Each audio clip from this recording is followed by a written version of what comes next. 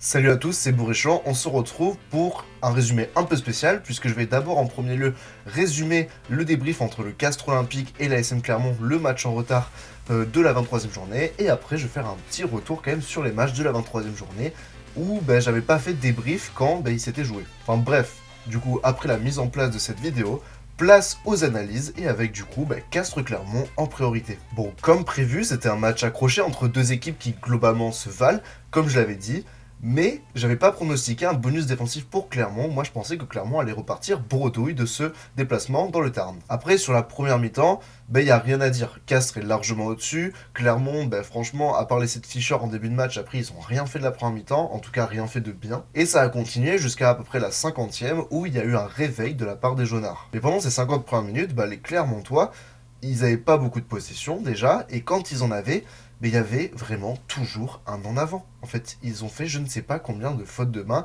mais c'était vraiment trop pour pouvoir espérer marquer, quoi. Alors pourtant, il y a eu quelques séquences offensives, on va dire, intéressantes, mais bon, il y avait toujours cette petite faille technique qui venait entacher la progression. Alors qu'à l'inverse, Castres, eux, ils sont hyper bien rentrés dans le match, ils ont été tranchants, explosifs dès le début de la rencontre, avec notamment l'essai de Palisse, où tu as un Chabouni hyper tranchant qui amène de l'avancée, et petit à petit, Castres construit son plan de jeu pour aller marquer avec Palisse. Mais j'ai la même analyse sur l'essai de Lebrun, où là, pour le coup, c'est lui qui est hyper tranchant et qui va marquer un essai. Ils ont eu beaucoup de courses rectilignes, les Castrés, et c'est clairement ce qui a mis en danger Clermont, et ça vient de me revenir. L'essai de Boutitou en début de seconde période, c'est pareil. Mais bon, même si Castres a pris le large un peu et pouvait envisager un bonus offensif, et après Clermont s'est réveillé et pour le coup là a bien joué en cette fin de match. Et franchement je pense que ça fout les boules pour tout le club clermontois parce qu'il y avait de quoi aller chercher une victoire en terre casteraise avec ce niveau de jeu présenté en tout cas. Malheureusement ils ont joué que les 20-25 dernières minutes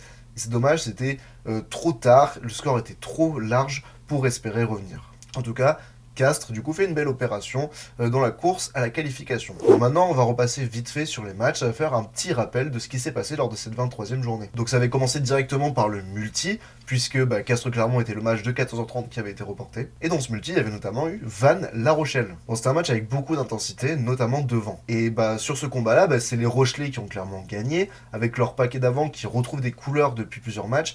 À l'époque, c'était leur 3e victoire d'affilée, maintenant ils en sont à 4. Au sol, ils ont été vraiment les rois. Il y avait eu des mecs comme Aldrit ou comme Skelton qui, dans les rucks, ont vraiment cassé les couilles. Et je crois que j'avais dit à peu près la même chose sur l'analyse contre Montpellier. Comme quoi, c'est vraiment leur point fort et ils appuient dessus et c'est normal. Après, les Vantais, je trouve qu'ils font un bon match dans l'ensemble, à part peut-être cette bataille au sol qui est vraiment perdue.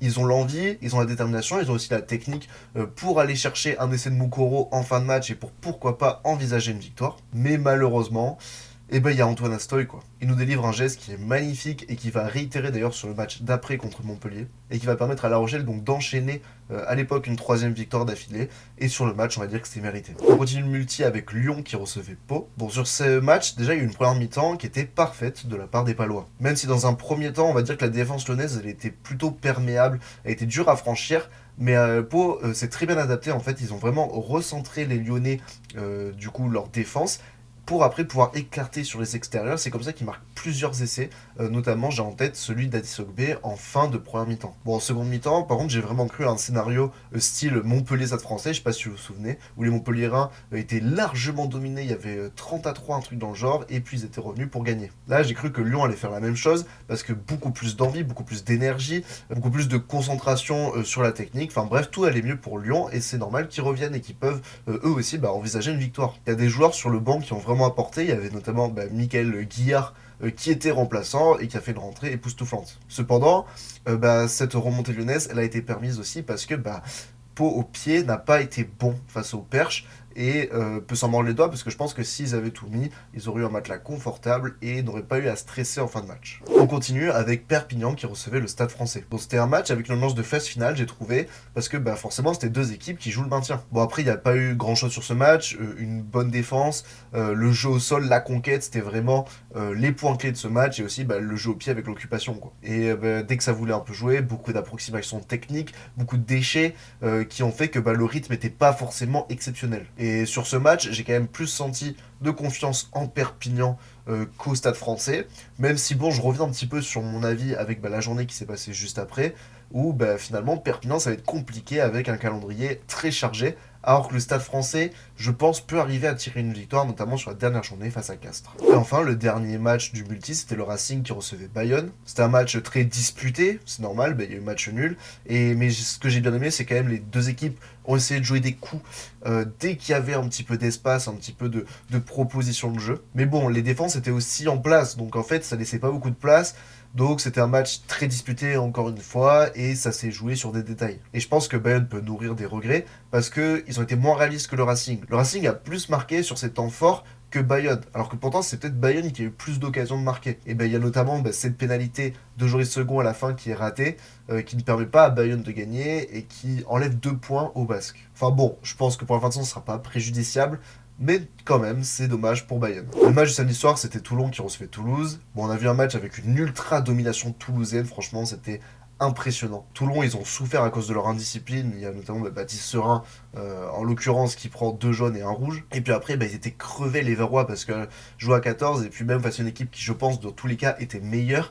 Ils ont dépensé beaucoup d'énergie pour rester au score. Et ça s'est vu sur la fin de match où Toulouse a pu vraiment s'envoler et marquer un maximum d'essais pour gagner haut la main ce match où Toulon était crevé, Toulouse à l'inverse était bien frais physiquement et ils se sont donné plein de confiance les Toulousains pour au final perdre après contre le Racing. Et la chose à noter aussi c'est que Graou est rentré en 10 à la 20e minute quand Ntamak est sorti et il a fait un superbe match. Et enfin le dernier match de cette 23e journée c'était Montpellier qui recevait l'UBB. Un UBB qui avait fait beaucoup tourner avant de recevoir Castres dans un premier temps et puis de jouer cette finale de Champions Cup. Et du coup, les Montpelliérains en ont profité. Ils ont fait un super match. Depuis le début de la saison, ils étaient bridés offensivement. Même Johan Codulo, le manager, en avait parlé. Et là, ils ont lâché les chevaux. Franchement, face à une équipe qui est très très bonne dans ce secteur, là, ils se sont dévoilés, ils ont tenté des choses et ça a payé. La charnière a notamment fait un énorme match dans l'alternance entre jeu au près, jeu au large et aussi dans l'occupation. Enfin, dans tous les domaines, globalement, ils ont survolé. Il y a des joueurs qui sont un peu hybrides,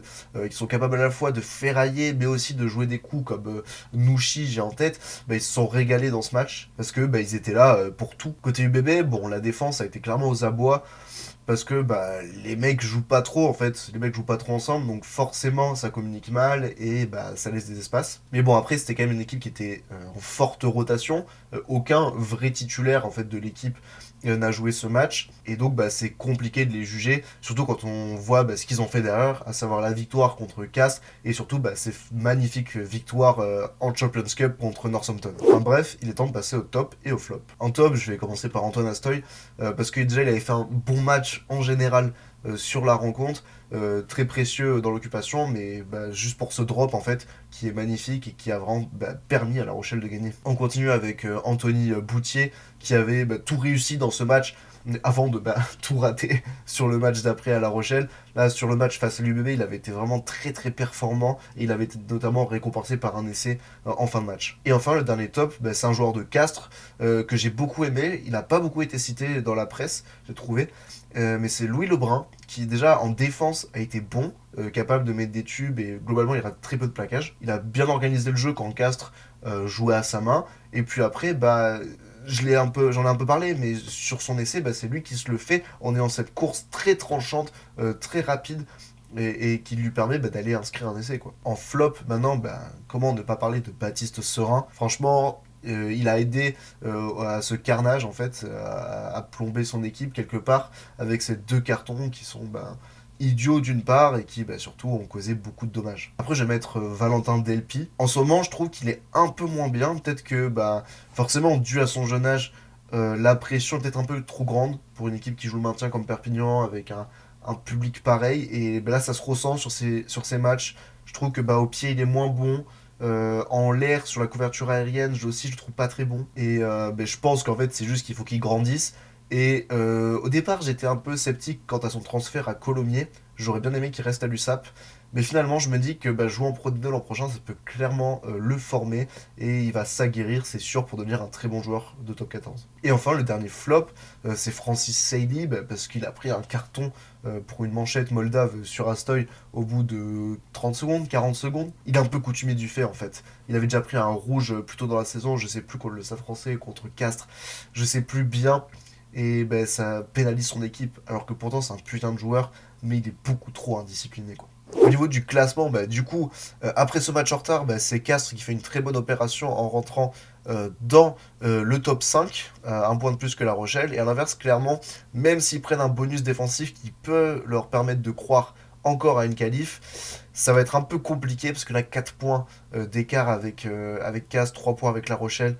Ça me semble un peu compliqué quand on voit la forme des deux équipes qui précèdent. Et au niveau des pronos maintenant, on a d'abord Clermont qui reçoit le Stade Français. Et je pense que là, Clermont est obligé de gagner en fait. Et je ne vois pas un Stade Français qui certes a gagné contre Lyon, mais qui est quand même en dents de scie et qui est pas très bon sur la saison, aller gagner à Clermont. Mais néanmoins, je ne vois pas de bonus pour Clermont, juste une victoire simple. Castres reçoit Bayonne et ça va être un match très accroché. Pourquoi pas une prémisse de ce qui va se passer en barrage après en juin. Et là, pareil, je vois Castres continuer sur sa lancée et donc terminer cette saison à domicile avec une victoire face au Basque. Le Racing reçoit Montpellier et vu la forme, pareil, je vois le Racing gagner à domicile parce qu'ils sont mieux à domicile qu'à une période. Là, ils sortent d'une victoire à Toulouse. Montpellier, à l'inverse, sort une grosse débâcle à La Rochelle et globalement, c'est deux équipes qui seront dans le ventre mou, mais le Racing peut néanmoins croire encore à une qualif, même si j'y crois pas. La section se déplace à Vannes. Ça va être un match hyper intéressant parce que pour moi, clairement, si Vannes perd ce match, ils seront relégués. Parce que je les vois pas aller gagner à Bordeaux en fin de saison pour assurer leur maintien. Donc je les vois obligés de gagner et face à ce public, face à une section qui est quand même une belle équipe et qui en ce moment joue plutôt bien entre la victoire à Lyon et la victoire à Toulon. Je vois quand même les Bretons gagner, mais très serré, avec un bonus pour Pau. La Rochelle reçoit Perpignan, et pour moi, là, ça va être un carnage, à mon avis. La Rochelle va atomiser Perpignan, je pense. Le dimanche, le Stade Toulousain reçoit Lyon, et Lyon, je pense qu'ils ont pris un gros coup derrière la tête avec cette finale perdue face à Basse en Challenge Cup. Et globalement, ils sont à 7 points de la 6ème place. Donc ça semble cuit pour les Lyonnais, la qualif. Donc je vois Toulouse, pareil, regagner un peu de confiance avant les phases finales parce que il reste sur une défaite face au Racing à domicile. Donc Toulouse devrait gagner Lyon. Et enfin, Toulon reçoit l'UBB. Là, je pense que l'UBB va amener une équipe ultra remaniée comme ce qu'ils avaient pu faire à Montpellier notamment. Parce que ils fêtent leur titre, c'est tout à fait normal. Et je pense qu'ils mettront la grosse équipe face à Vannes en dernière journée pour assurer leur 2ème place. Et donc je vois Toulon gagner l'UBB et pourquoi pas avec un bonus offensif. Enfin bref, j'espère que cette vidéo, du coup, rattrapage de la 23ème journée avec du coup ce débrief de Castres-Clermont vous aura plu. Si c'est le cas, n'hésitez pas donc à liker la vidéo, à vous abonner, activer la cloche et écrire un commentaire. C'est des petits gestes qui, moi, m'aident beaucoup. Bref, c'était Bourrichon. Ciao, ciao.